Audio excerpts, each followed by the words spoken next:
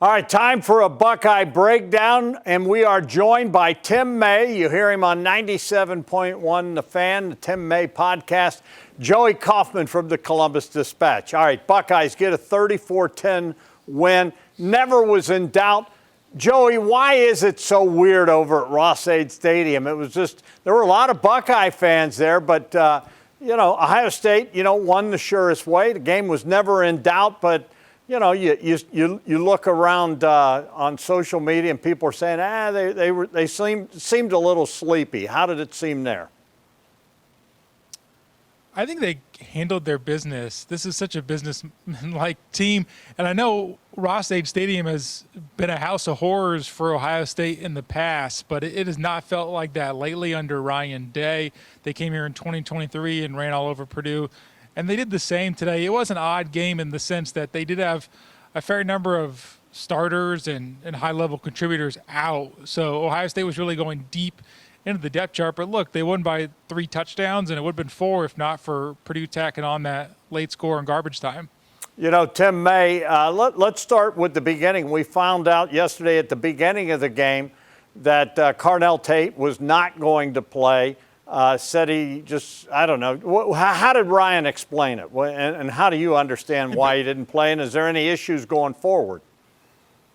No, I don't know exactly what his ailment was, but Ryan said he could have played in a pinch, talking about Carnell Tate. And as I explained on Twitter, there wasn't much of a pinch when Jeremiah Smith sets a record, career record with 10 catches. And then at right tackle, Philip Daniels was dealing with, we believe, a lower leg kind of ailment and stuff, and Ian Moore stepped in there and played very well, in my opinion. Their running game got cooking at times in that game. So I think they'll be better off for worse for wear headed forward.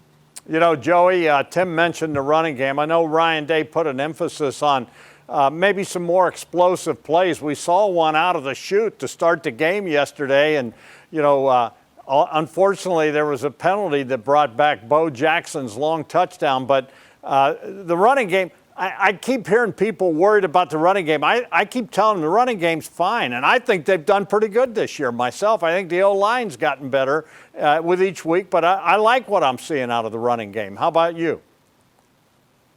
I think they're starting to figure some things out. This is the second straight game where it really looks like the 2 freshmen, Bo Jackson and Isaiah West, are handling the load.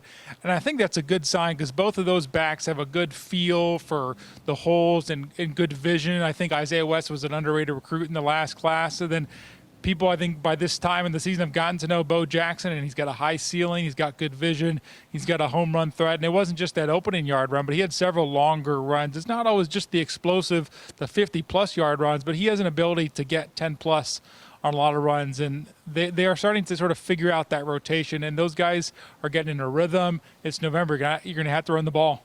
Yeah, and bottom line is, Dom, I thought the real turning point, irrevocable turning point, was when Jermaine Matthews got that interception near the end of the first half, and then the Buckeyes pretty much just ran the ball down their throat for that short touchdown march. But it almost seemed like they were trying to make a point. I asked Ryan Day about that after the game. He indicated that wasn't necessarily the case, but it did work out well for them. So what he likes is, I think he would like to hire you as the PR director for the run game, but there's no doubt it's getting better. Tim, I personally think they are getting better, and I like what I'm seeing, and I like the way the line's blocking. I want to ask you, though, Tim, real quick about Jeremiah Smith. Obviously, no Carnell Tate, and, you got Brandon Ennis, you've got Max Clare, but, you look at what Carnell Tate and Jeremiah have going. That's a magic with those 1-2 punch in there. 10 catches, though, for Jeremiah. What does that say?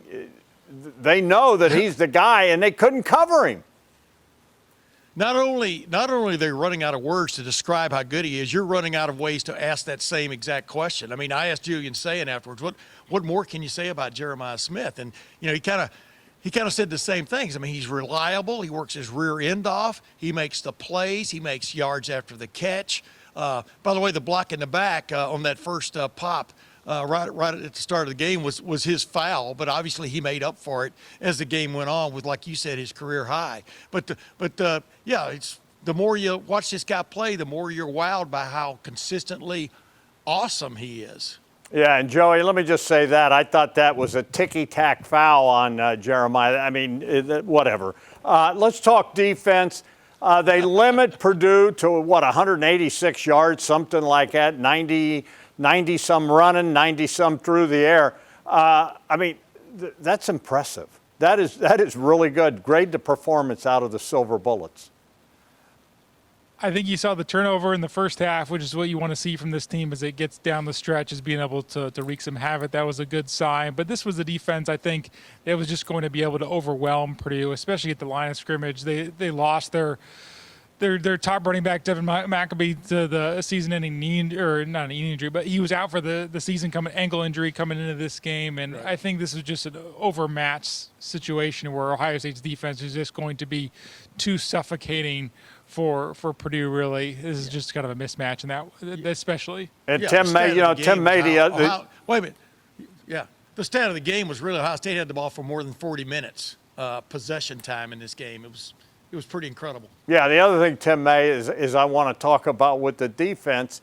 I want to say, and you're right, because Purdue had like 40-some plays. That was it, 40-some plays, 186 right. yards.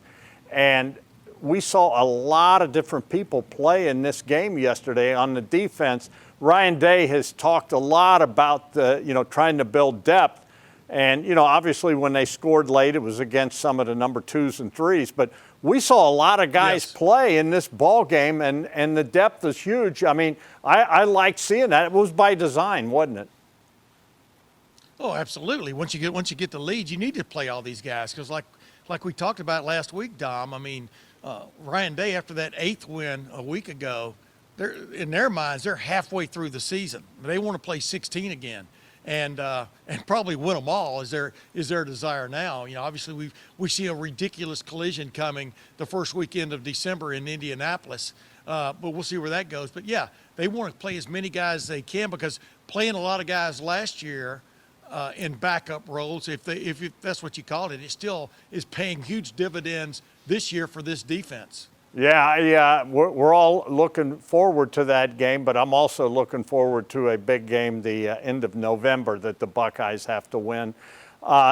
Tim May, 97.1. Huh? What'd you say? I knew you were going to say that. Well, you got to win that one. Anyways, Tim May, 97.1 The Fan. Joey Kaufman at Columbus Dispatch. We'll talk to you guys later.